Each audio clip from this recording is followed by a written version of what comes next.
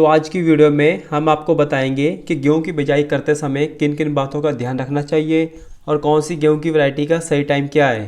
नमस्कार किसान भाइयों, मेरा नाम है रंजीत और आप देख रहे हैं एग्रीकल्चर फार्मिंग।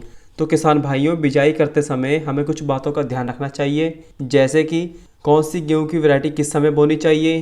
तो बोने से पूर्व खेत में नमी का स्तर देखना चाहिए।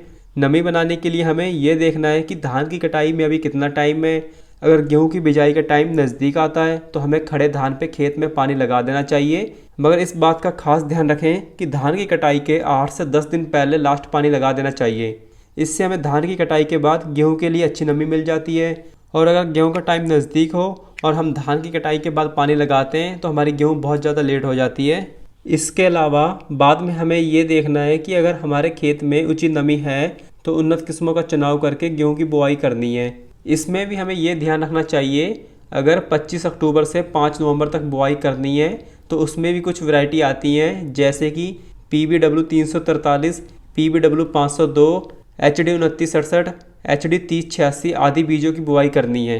अगर हम बुआई 5 से 15 नवंबर तक करनी है तो उसमें हमें DBW 173, DBW 17, UP 25-26 आदि बीजों की बुआई करनी है।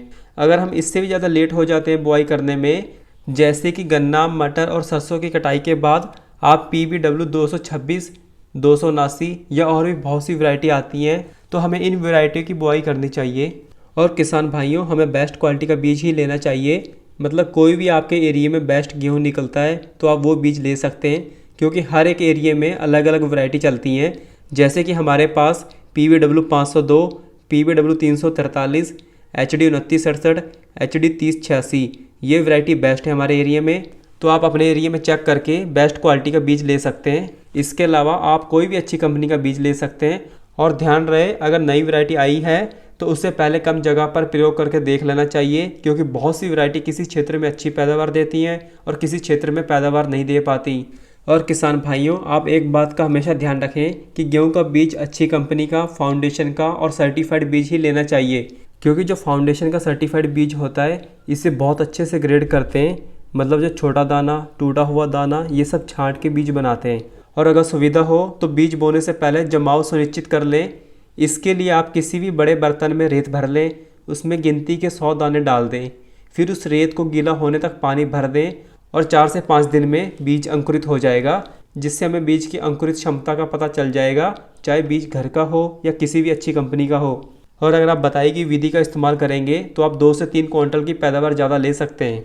तो किसान भाइयों, ये छोटा सा वीडियो है गेहूं की वैरायटी के बारे में कि कौन सी वैरायटी का सही टाइम क्या है। तो उम्मीद करता हूँ आप सभी को गेहूं की वैरायटी के बारे में दी गई जानकारी अच्छी लगी होगी।